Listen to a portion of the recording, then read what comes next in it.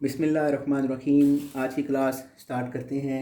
आज हम डिस्कस करेंगे graph searching algorithm, graph search algorithm. और ग्राफ यानी जब आप बना लेते हैं कोई भी, तो ग्राफ बनाने के बाद उस ग्राफ के अंदर अगर कोई लोकेशन, कोई डेस्टिनेशन अगर आपने फाइंड करनी हो, तो उस प्रोसेस को हम कहते हैं सर्चिंग। ठीक है। जैसे हमारे पास जीपीएस सिस्टम होते हैं, और जीपीएस सिस्टम के अंदर आपने डिफरेंट डेस्टिनेशन लोकेट की होती हैं, and you want to go to some certain location, your desired location. तो उसके लिए जीपीएस सिस्टम में वो जो ग्राफ है, वो सारे का सारा आपको क्या करना पड़ेगा, सर्च करना पड़ेगा। तो ग्राफ की सर्चिंग का मतलब ये है कि जब आप ग्राफ बना दें, तो आपका जो सिस्टम है वो किसी भी डेस्टिनेशन को अगर एक्सेस करना चाहता है, तो वो इजीली एक्सेस कर सके। ठीक है ना। आपका जो कंप्यूटर का प्रोग्राम है, जब आप एक ग्राफ बना लेते हैं, तो ग्राफ बनाने के बाद उस प्रोग्राम के अंदर ये एबिलिटी होनी चाहिए कि वो ग्राफ के सारे नोड्स को एक्सेस कर सके।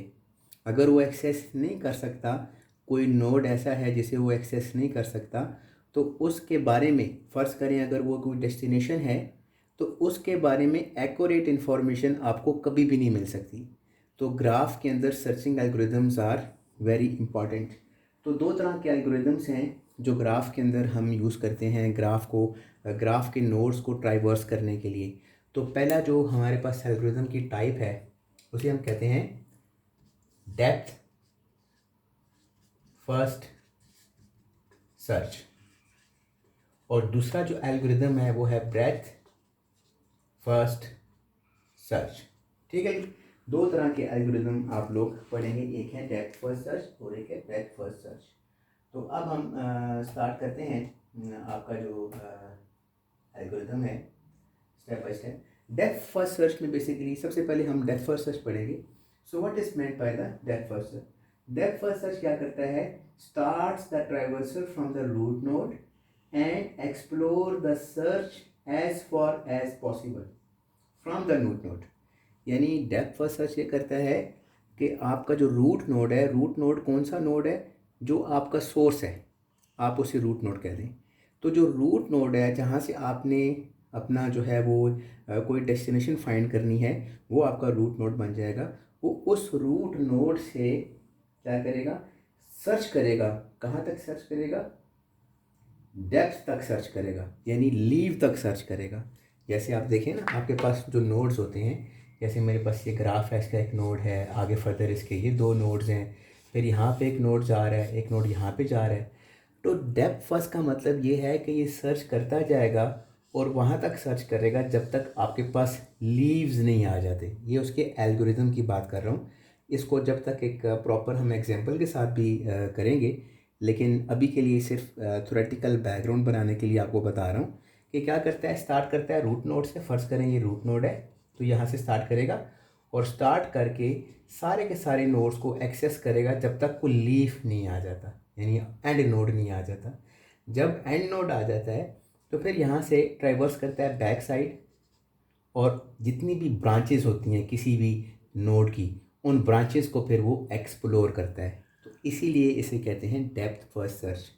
तो डायरेक्टली मेरे ख्याल से अगर इसकी थ्योरेटिकल बैकग्राउंड में जाएंगे तो बहुत हमें कॉम्प्लेक्सिटी हो जाएगी, बहुत ज़्यादा आपके लिए प्रॉब्लम होगा समझना। थ्योरेटिकल चीज़ें समटाइम थोड़ा सा मुश्किल हो जाता है मैनेज करना। मैं एक एग्जांपल लेता हूँ और डायरेक्ट एग्जांपल से मैं आप लोगों को ये इसकी डेप्थ फर्स्ट सर्च का जो है उसका सारा कॉन्सेप्ट बताता हूँ। लेकिन होता इसमें यही है, अगर इसका बर्ड्स आई व्यू अगर आप समझना चाहें, तो वो यही है कि एल्गोरिथम स्टार्ट करता है रूट नोड से, यानी जिसे हम कहते हैं टॉप नोड ऑफ ट्री। और फिर क्या करता है? फिर वो नीचे डाउनवर्ड जाता रहता है, यानी यहाँ से स्टार्ट करेगा, जैसे मैंने पहले भी एग्जांपल दिए कि रूट नोड से स्टार्ट करेगा और फिर नीचे जाता रहेगा जाता रहेगा। ये ग्राफ हो सकता है यहाँ भी इसकी ब्रांच है, यहाँ भी इसकी ब्रांच है, यहाँ भी इसकी ब्रांच है, लेकिन ये वहाँ तक जाएगा जहाँ पे फर्दर और लीव्स आ गए हैं, फर्दर और चाइल्ड नहीं है इसके, और ब्रांचेस नहीं है। और जब यहाँ पे पहुँच जाएगा, लीव तक पहुँच जाएगा, फिर उसके बाद ये बैकवर्ड ट्राइवर्स करेगा। पहले इसको ट्राइवर्स करेगा, फिर इसे ट्राइवर्स करेगा। जब इसे ट्राइवर्स करेगा तो चेक करेगा कि इसके साथ कोई और एजेस हैं या नहीं। अगर एजेस हैं तो फिर उनको ट्राइवर्स करेगा, ठीक है। यानी सबसे पहले वो मूव करेगा। अब आप ये क्वेश्चन पूछ सकते हैं कि इसका पाथ क्या होगा, कि यहाँ से मूव किया इसने, इधर आया, यहाँ से इधर आया मेरे केस में, और फिर यहाँ से इधर आ गया, तो यहाँ पे उसे लीव मिल गया। लीव तो यहाँ पे भी है, यहाँ पे भी मिल सकता था लीव उसे, तो मैं यहाँ पे क्यों नहीं आया, इस तरफ क्यों गया। तो देर आर वेरियस पॉसिबिलिटीज़, वो यहाँ पे भी आ सकता है लेकिन यहाँ से इधर भी जा सकता है। तो it depends on one parameter. अगर मैं एग्जांपल दूँ तो मैं ये कह सकता हूँ, पैरामीटर बना लेता हूँ कि मैं कह देता हूँ ये 1 है, ये 2 है, ये 3 है, ये 4 है, ये 5 है, ये 6 है और ये 7 है। तो मैं कहता हूँ कि अल्फ़ाबेटिकली आप ये देखें, ये नोड 1 से 3 पे जा रहा है। तो आप ये चेक करें कि अगर आप सॉर्टिंग करें नंबर्स को, तो सॉर्ट करके आप इस सारे नोड्स पे जितनी भी वैल्यूज़ हैं उनको सॉर्ट कर लें। और मैं आपसे कहता हूँ आपने स्टार्ट करना है 1 से, तो आप क्या करेंगे, सॉर्टिंग के पॉइंट ऑफ व्यू से देखेंगे कि आपको इस तरफ मूव करना चाहिए या यहाँ मूव करना चाहिए। अगर 1 आपका सोर्स है तो आपके पास 2 ऑप्शंस हैं कि आप 3 पे भी जा सकते हैं, 4 पे भी जा सकते हैं। तो आप किसको चूज़ करेंगे इन आर केस, कि मैंने ये कहा है कि सॉर्टिंग में आप करें, तो आप 3 को चूज़ करेंगे। जब 3 पे पहुंच जाएंगे तो फर्दर आपके पास 2 ऑप्शन है, कि आपके पास 2 ऑप्शन ये हैं, ये वाला 3 वाली ज़्यादा मैंने कुछ बना, चले यहाँ 2 कर दें। तो आपके पास 2 ऑप्शन हैं कि आप 5 पे भी जा सकते हैं, 6 पे भी जा सकते हैं। लेकिन हमने ये कहा है कि 3 के बाद आगे किस पे जाएगा, 4 पे जाएगा ना। सॉर्टिंग में देखा जाए तो 1 से तो 3 सबसे पहले आ रहा था, वहाँ पे आ गए। अब 3 के बाद किस पे जाएगा, 4 पे जाना चाहिए, 5 पे जाना चाहिए। सॉर्टिंग में ऐसा ही होता है ना। तो 3 से देखें, अब यहाँ पे हमारे पास 2 भी जा रहा है और 5 भी जा रहा है, लेकिन हमारे पास as per the sorting concept ये 5 पे जाएगा, इधर मूव कर जाएगा। अब फर्दर देखें, हमारे पास 2 चाइल्ड नोड हैं, एक है 6, एक है 7। तो क्या ये 6 पे जाएगा, ये 7 पे जाएगा। अगर इसको सॉर्टिंग के पॉइंट ऑफ व्यू से देखें तो ये 6 पे जाएगा। तो इस तरह से यानी आपका जो नोड है वो अपना पाथ सेट करता है कि उसने लेफ़्ट साइड मूव करना है या राइट साइड मूव करना है, based on your on defined criteria. अब यहाँ पे मैं एक एग्जांपल आपके सामने लेता हूँ, एक एग्जांपल मैं आपको करा देता हूँ डायरेक्टली, तो उसके बाद फिर उसकी आपको मज़ीद अच्छी समझ में आएगी। एक ग्राफ में यहाँ पे सैंपल ड्रॉ करता हूँ। This is the example of the depth first search. तो यहाँ पे ग्राफ में बना लेता हूँ कि एक नोड है मेरे पास ए, और यहाँ पे एक नोड है बी, ठीक है। फिर हमारे पास है जी एक और नोड यहाँ से जा रहा है, this is the D, and then A से ही हमारे पास एक और नोड है, ये है जी। फिर हमारे पास है ई, और ई जो है वो कनेक्टेड है जी से, एंड देन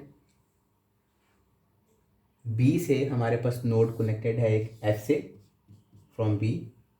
एफ से कनेक्टिविटी आपकी है सी, और सी से फिर आप फर्दर जा रहे हैं डाउनवर्ड एच, और एफ और डी के दरमियान आपस में कनेक्टिविटी है।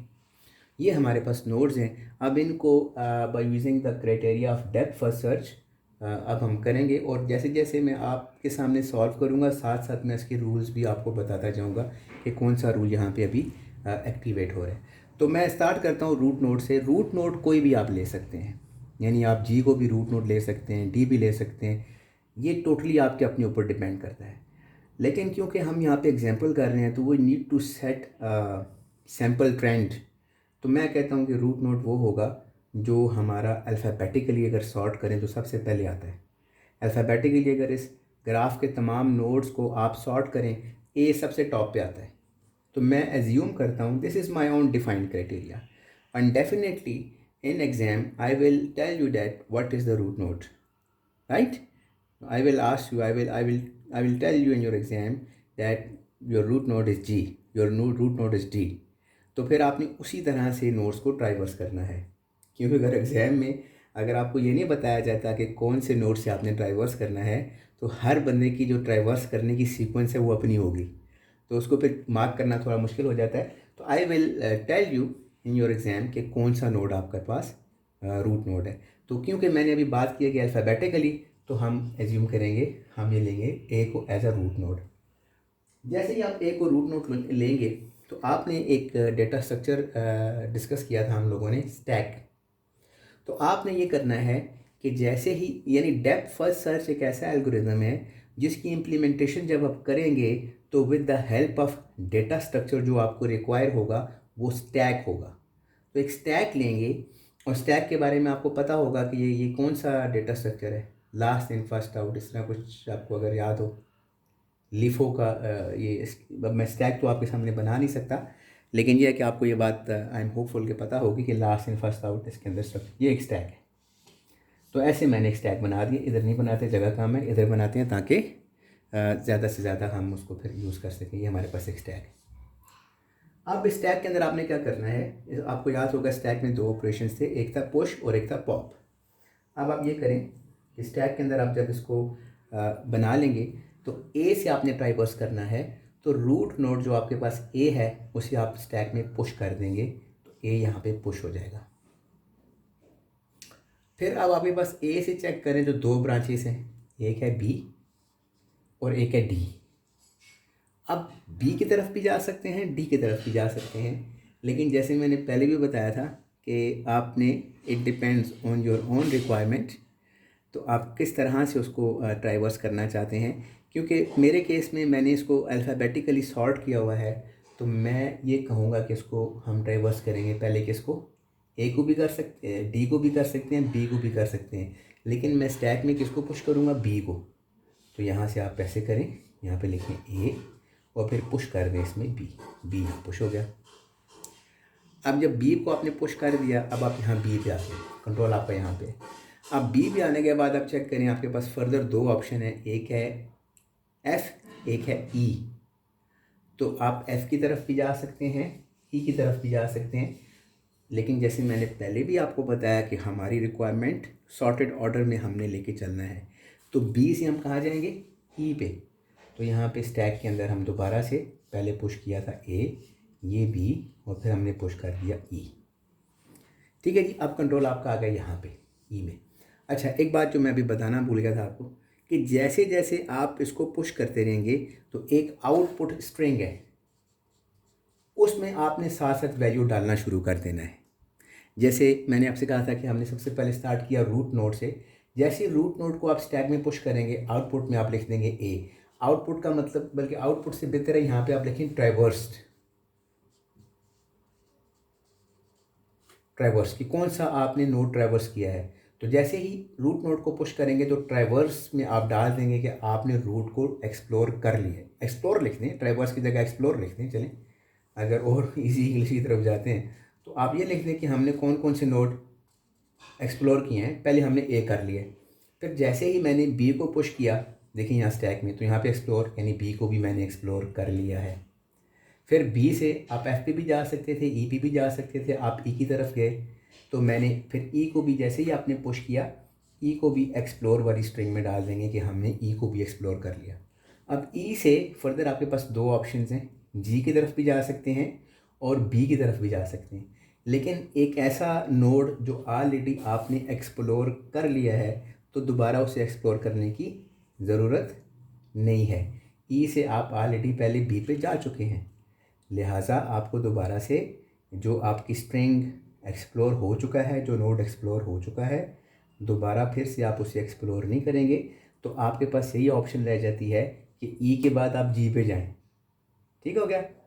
तो ये भी एक रूल है कि आपने जो नोड एक्सप्लोर कर लिया है, सिर्फ इसलिए क्योंकि आपने सॉर्टिंग ऑर्डर में एक्सप्लोर करना है, तो दोबारा फिर आपने उसको एक्सप्लोर नहीं करना, ठीक है, क्योंकि ऑलरेडी वो एक्सप्लोर हो चुका है। तो ई से फिर आप कहाँ जाएंगे, जी पे आप चले जाएंगे और यहाँ पे आप क्या करेंगे, जैसे ही जी पे जाएंगे ए, बी, ई और ये जी। अब जी पे आप आ गए, तो जी पे जैसे आप जाएंगे अगेन, जब आप जी पे खड़े होंगे, जी नोड को आपने एक्सप्लोर कर लिया। अब इस पे 2 ऑप्शन है कि एक तो आप ए पे जाएं और एक आप ई पे जाएं। देख लें कि ए जो है वो भी हम एक्सप्लोर कर चुके हैं, ये सामने, और जो ई है ये भी हम एक्सप्लोर कर चुके हैं, तो हमें दोबारा से इसे एक्सप्लोर करने की कोई ज़रूरत नहीं है। अब हम क्या करेंगे, अब हम ये करेंगे कि इसमें से पॉप करना शुरू कर देंगे। स्टैक का ऑपरेशन आपको याद होगा, एक था पुश और एक पॉप। तो सबसे पहले आप पॉप करेंगे तो जी जो है ना ये आप पॉप कर देंगे, क्योंकि ऑलरेडी आपने एक्सप्लोर जो कर लिए और जी से फर्दर कोई और ऐसी ब्रांच नहीं है जो आपने एक्सप्लोर ना की हो। पॉप कब करना है? जब जी नोड पे आप पहुंच जाएं, वो लीफ है, और जी नोड से यानी उस नोड से फर्दर कोई और ब्रांच ना हो जो आपने एक्सप्लोर ना की हो। अभी बहुत सारी और ऐसे नोड्स हैं, जैसे डी आपने एक्सप्लोर नहीं किया, एफ को भी एक्सप्लोर नहीं किया, सी को भी नहीं किया, लेकिन जो नोड जी है जिस जिस पे अभी आपका फोकस है, वहाँ से ऐसी कोई ब्रांच नहीं निकल रही जिसको आपने एक्सप्लोर ना किया हो। तो तब आप उसे पॉप करेंगे फ्रॉम द स्टैक। स्टैक से पॉप करेंगे, जैसे ही जी पॉप करेंगे, कंट्रोल आगे किस नोड पे? ई। कंट्रोल आपका यहाँ पे आ जाएगा। अब आप ई पे चेक करें कि ई पे क्या ऐसी कोई ब्रांच है जो आपने अभी तक एक्सप्लोर नहीं की। ई पे दो ब्रांचेस हैं, एक बी है, वो भी एक्सप्लोर हो चुका है, और एक जी है, ये भी एक्सप्लोर हो चुका है। फिर आप ई को भी पॉप कर देंगे, जैसे ही ई को पॉप करेंगे पीछे कंट्रोल आ जाएगा बी पे। अब आप बी पे चेक करें, तो क्या बी पे ऐसी कोई ब्रांच है जो आपकी कनेक्टेड हो और अभी तक आपने एक्सप्लोर ना की हो? तो बी पे दो ब्रांचेस हैं, एक हमारे पास ए है और ऑलरेडी हम ए को एक्सप्लोर कर चुके हैं, और दूसरी जो ब्रांच है वो हमारे पास है एफ़।